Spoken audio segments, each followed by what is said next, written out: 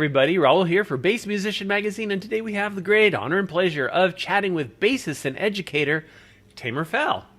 How you doing? Hello. Hey, I'm good. How you doing? Good, good. I'm Starting glad to from the be here, man. yes, so good to be able to chat. Thanks to the virtues of Skype, you can be across the country, and we can all be safe and still have an in-depth conversation. As always, starting from the beginning, we like to talk a little bit about your beginnings so people get to know you. How did you get started in music and particularly on bass? Well, I grew up in a musical family. My grandma she was a composer and a piano player, and my dad also composer and piano player. But they never really kind of wanted this for me, I guess. So, I mean, it wasn't like a typical Soviet household when the kid has to play at 2 years old. It was none of that, actually. They tried, I guess, a couple times, but I wasn't really into it. But I was listening to music constantly. My grandma was playing all the time, and my dad, and just the music that they played around the house, I guess, early on, really just did the job without kind of even playing an instrument. And then around 13, I was listening to something on MTV, and my dad passed by, and he said, "Ooh, that's a nice bass line." And I said, that was it. And I said, "What's a bass line?" He said, "Don't worry about it." And he just left. And the whole day I was like, "What's a bass line?" Then eventually he went, "My friend so-and-so, he plays this instrument. So that's a bass line. And the bass line is, this and this." And I was like, "I want to play bass." And, he said, "I know you're not serious, so it's not happening." So it was just, he said no. And then for weeks, I was begging him to get me a bass. And because I guess I've been known till that point to do things and then move on, or do something and then quit and go do something else. Mm-hmm. So he didn't think I was going to be serious. He got me a bass, and before he went to work, he just showed me. He said, let's say E string, A, D, and G, and then the other hand picks the notes, and then this is kind of how you do it. And by the time he came back from work, I was playing along to one of the songs I was listening to. I think it was Will Smith, Getting Jiggy With It. I was playing that bass line somehow by ear. Yeah. And then he came in the room and he kind of looked at me and he said, "Oh shit," and that was it. That was it. That was kind of it, And then he started showing me. I never had a bass teacher, actually, never. My dad refused to get me lessons, and that I was also begging for years, and he just said no. So he showed me stuff on piano and he taught me how to read, and kind of. He knew basic concepts on bass. He's not a bass player or bass teacher by any means, but he kind of knew the basics because he's a good musician. So, and he got me started, and he got me VHS cassettes. He got me Jaco Pastorius and John Patitucci and these guys, and also just the music, the CDs and records that he had was he had Bob James, Chick Corea, Return to Forever and that stuff. He had the Brecker Brothers, even stuff like Barry White. So he had all kinds of cool things going on, and I was listening to it because that's what that was around. So, and it all kind of came together like that.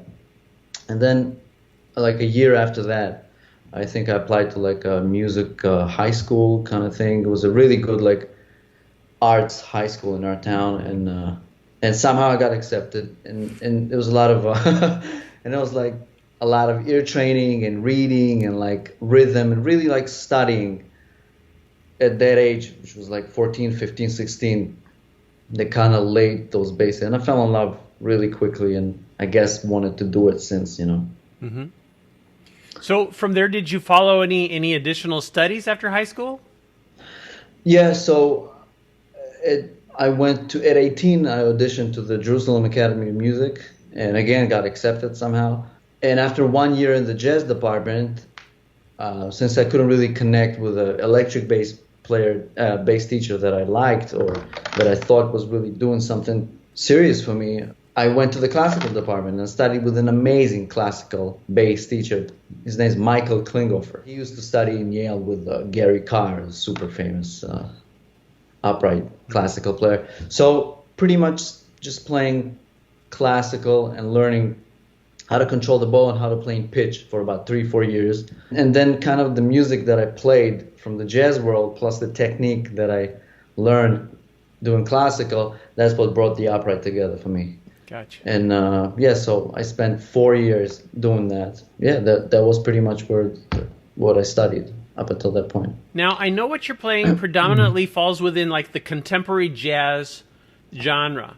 And Yeah. I know that a lot of what I've heard you playing has been more on electric with the 6-string F bass.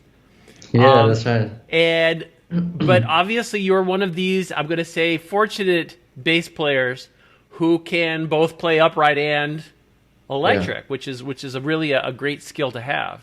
Yeah, well, when I moved to New York, I used to do a bunch of upright gigs, pretty much schlepping that thing all across town, on the subway with a little amp on some, I really broke my back for a few years doing that.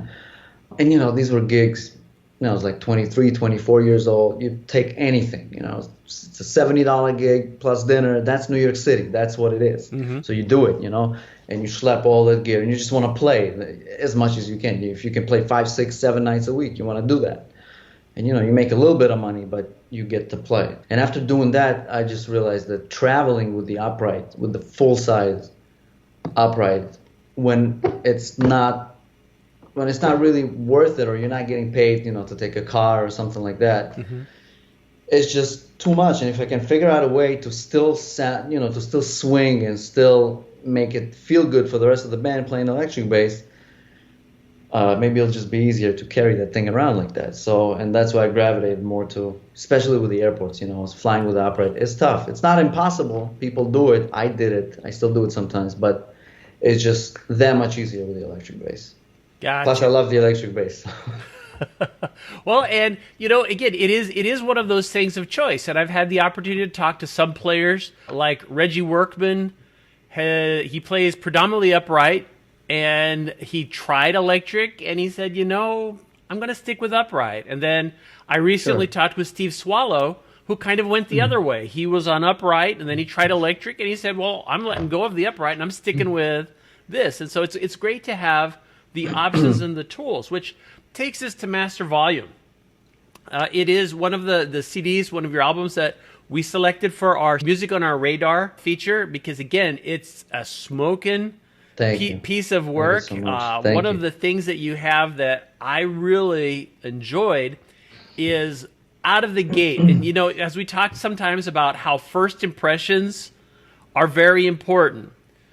With your first track, you came out swinging hard and fast, and I'm like, whoa, okay, yeah, I'm hooked. And no matter what I hear from the first 15 seconds forward, I need to listen to everything here, because there's a lot packed in here. And I think it captures, at least in my estimation, I know I wrote a little bit about this, kind of a blend of who you are, because it has notes of Israeli, Middle Eastern kind of the patterns. I mean, I heard some Latin in there. It makes me think, okay, so New York City, Israeli influence. I mean, it is almost like a portrait of yourself, but musically put together. And I don't know if that was your intention, but that's kind of what I took away. Yeah, well, that's just what happened. I didn't want to set limits and say I'm going to do this record specifically in this style or that. I just kind of wrote these tunes because that's what I had inside, and that's what came out. All these different influences is just it's the path that I did so far in my musical life, and then that's what I have to present. I mean, I didn't feel there was any point of hiding something, like Latin stuff. I used to play with Arturo Sandoval, so I played exclusively for a year, like all this hardcore Cuban music when everybody in the band was Cuban except me. And I was like doing that, and I played guys like Mike Stern. I played with him for years, and it's like more of a funky, electric jazz fusion kind of type. So I did that for a while, and then it's fun to play different things, or it gets boring. Sure. It's just nice to do different stuff, and just the influences from I was born in Azerbaijan and grew up in Israel, so it's it's a whole thing. So, and then some of these, I guess, textures and melodies that kind of in your DNA, and if that what comes out, then that's what you got. So I mean, no more than that, I guess. Got you. Well, and it's fascinating in the sense that music, especially as we have better mobility on the planet, we have better communication, we have Skype, we have videos, we have ways that we can share musically some of the instances that didn't used to come across when we were more geographically isolated, and so it's been pioneers, people like when Brubeck was doing all of his odd time signatures, a lot of those are kind of Middle Eastern standard kind of stuff. That's right. That's right. Whereas, your hardcore regular European classical 4/4 kind of stuff, Yep. In this country, we stuck with a lot of 4/4, and a lot of rock is all 4/4. I mean, it doesn't have those exotic nuances. Exactly. So it's the rhythmic element of it, and melodically also in Eastern music you have quarter tones. Yes. So when you bring out quarter tones, like on the fretless, you probably heard some of that stuff. Oh yeah. Right. So when the bass sounded kind of like a oud, I played it kind of like with my hand as if I'm holding a pick. Mm-hmm. So you're able to, when you get different time signatures plus the different melodic, because the harmonic side of things in the Western world is more developed than it is in the East. But in the East, it's not 12 notes. It's almost 24 notes. Wow. It's not double because you have half tones and more. You have a half tone that's closer to this note and then half tone that's closer to the next one. So it's two different spots to play the same note. And it's just, but you don't learn it that way. It's more of an intuition. It's more of like a different type of, it's their vibrato. Nice. So yeah, there's so many different things that are possible and still possible. So there's a lot to explore.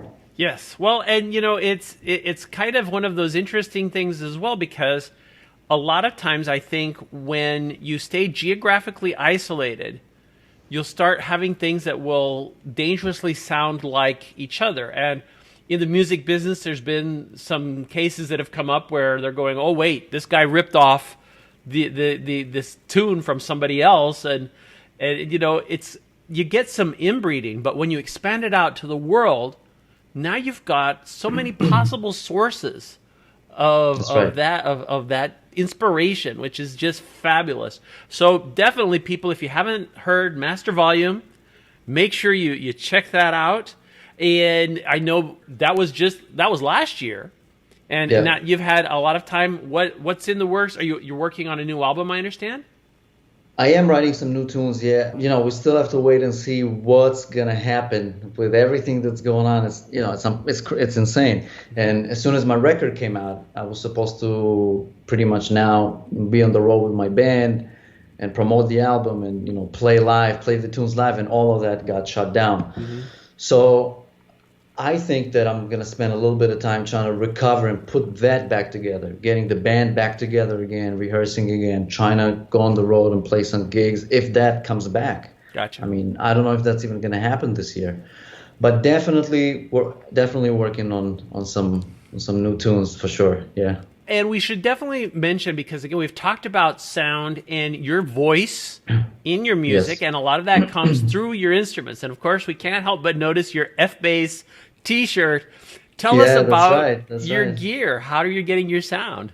Let me start from the amps. So the amps I use, I've been using for years. They're pretty famous now. Mark Bass from Italy, mm-hmm. right? So they're getting very big, and they've been supporting me for many years now. What I like about their amps is, first of all, wherever I'm playing, pretty much almost 90% of the places in the world where I played, they were able to put a rig on the stage.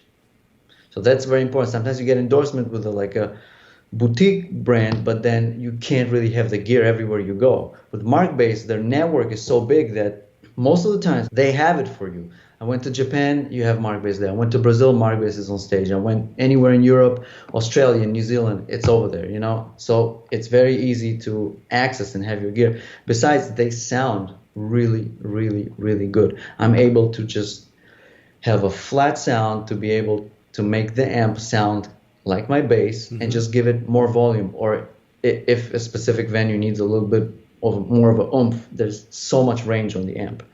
And what I usually do on the amp is I put everything at flat, and then most of the times I take out, then add up. Gotcha. when I do a sound check or try to get the sound. And then strings, I'm using DR strings from New Jersey. Great company. Shout out to Tony Pinherio from DR. Many years also. I think DR was my first endorsement. I was 24 years old. I just moved to New York like a year before that. And these guys hooked me up, and they were really, really sweet and super supportive. Always send me what I need. And the strings sound great. And I've been playing them since before I moved to America. So it was a natural company for me to go. I've been playing that since I was 18. DR strings. I'm using high beams, so their standard set, which I think is the best. I'm using Asterop cables. Shout out to Darius at Asterop. The only thing, I could never tell difference in sound between cables until you record and you see how the waveline looks in Logic or Pro Tools or whatever, and then you're able to hear a difference. But besides that, they don't break. I had Astrop cables for 5 years. I've been schlepping them all over, and they just last. So as far as I'm concerned, if it's not broke, I'm not changing it. They're perfect. F-Bass, yeah. So I started working with George and Marcel they're from Hamilton, Ontario, in Canada. Mm-hmm. And I first heard their basses with Alain Caron, who's a bass player, a great bass player from Canada. And also, I think that's another CD my dad had. He had the Alain Caron La Band. I think it was a 1993 or 1994 album. And the F-Bass, he played F-Bass all over that record, and it sounded amazing. So I always knew about them, as a young guy, as a kid. Also, I always wanted one, but they were very expensive. I probably couldn't afford $5,000-6,000 when I was 18 years old. Mm-hmm. And then for the past 4 years now, I've been exclusively playing their basses, and we have a really great friendship. And we're actually working on a signature model as we speak. Should be ready in about 5 weeks. So I'm very excited about that. Nice.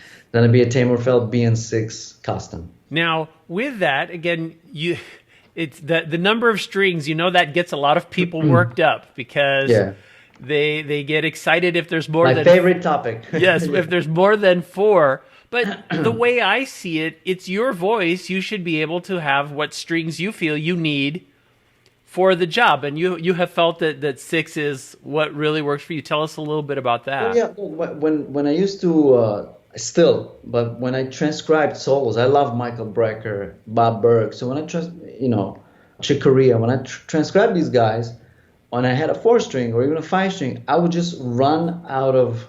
Because, when you play jazz, besides playing bass, which is the most important thing, is playing the bass part, being the bass player in the band. But you also want to do the other stuff, and you want to blow, you want to solo, and you want to expand on that. So I used to run out of notes, and I'd have to jump down an octave. And I hated how it sounded because I wanted to play along with the record in register, like the tenor, like the piano, not have to jump down. And see, also the guys I listened to, John Patitucci, I loved Anthony Jackson, Alain Caron, we just mentioned him. So the stuff I was listening to, these musicians, they were playing a 6-string, and I just thought it was cool, and I liked it. Mm-hmm. And so I just started playing 6-string, and I really don't think it has anything to do, with anything. A string is there or not. You play what you play, so it doesn't matter. Now, I walked into clubs before, and people saw 6-string and what is this? This is not going to be swinging or whatever. And then 10 seconds into the first tune, they're smiling at me. So, it's okay. And a really famous guitar player in New York, I'm not going to mention him. He said, I have a couple of gigs. I want you to play me, but you got to play a 4-string. And I said, do I have to play any solos on this gig? And he's like, yeah, sure. I'm like, then I got to play my bass. And he said, I really like the sound of a Fender jazz bass. And I said, me too, but you're just gonna have to use somebody else. I'm sorry. So I want to play and sound how I sound. That's my instrument, and nobody is gonna tell me different. So that's pretty much where I stand. Got you. Well, and it is very specific, and many times I'll compare instruments to tools. When you have something that works for you. And, to have somebody go, well, I'd rather you use this kind of hammer than this kind of hammer. It's like, no, I'm the carpenter. I know what I'm doing. This is what feels good to me. And so it certainly should be your choice. I'm always amazed that people get so militant about other folks' choices, because they can choose what they want to choose. You can choose what you want to choose. I mean, that's all there is to it. At this point, I really don't have any patience or time for this BS. I really just don't care. I don't care. I couldn't care less, honestly. There you go. Well, and moving further in your sound chain, are there any other elements or any important things that go with you getting your sound? This is pretty much it. I noticed that in most cases, whenever I switch to basses or amps, eventually, if it's a decent instrument and if it's a decent piece of amplification, I'm still gonna sound like I sound just because of the way my hands feel on the instrument or just the way I touch the instrument. It's a 10% difference, but in most cases, I'm still able to sound like myself on different gears. So I still think it's 90% you, and then that 10% that could, elevate you further is the gear. But it's definitely at least 90% the way you play. For me, at least, that's how I feel. Exactly.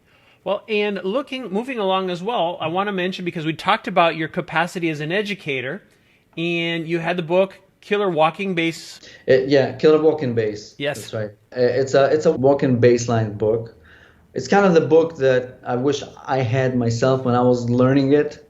So in a way, I still open the book sometimes and read lines, and I basically wrote it for myself, just as a exercise, and then made a book out of it. And now I did a second book which deals with harder jazz tunes, Coltrane tunes like Giant Sass 26-2, Moment's Notice, some modal tunes like a Herbie tune called Dolphin Dance. So basically all those tunes where when you get to a certain level of walking bass and you just look at the chord changes, you're like, I guess I can survive this thing, but how do I make it not only more supportive, but actually musically interesting and something that's a little bit beyond your standard good walking bass. I took a few lessons with John Patitucci when I first moved to New York, and he showed me a couple, it was like 4 or 5 lessons, and he just showed me a couple little concepts that really set me off to the new kind of approach of thinking about walking bass line. So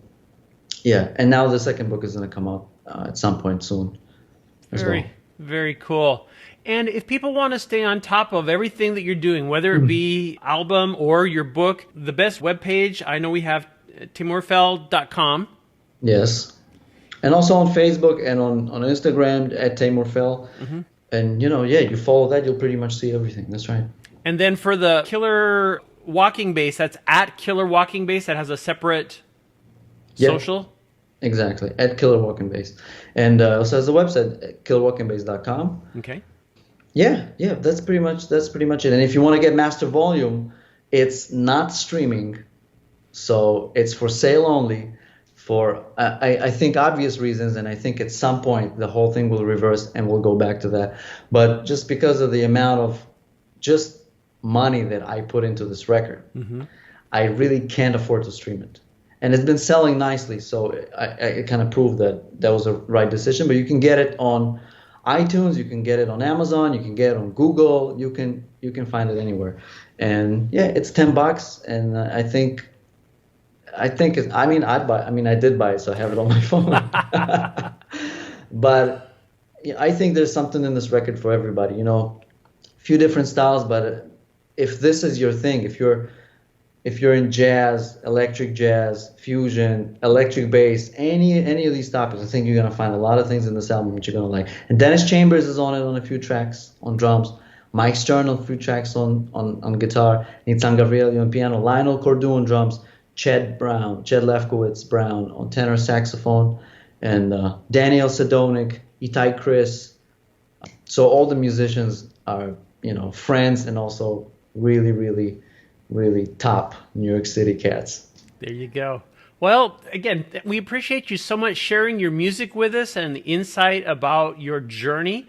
We're looking forward to the future things, whether it be the next book with Killer Walking Bass and or other albums or touring. We're all hoping that things will return to normal at some point, and it can be something because the arts are so important and they so involve humanity being able to come together, which is the big limitation right now for us to stay safe so that we can certainly in the future enjoy getting together and listening to live music again. Teymur, thank you so much, folks. You've seen him here. Thank you. Teymur Phell coming to you live on Bass Musician Magazine.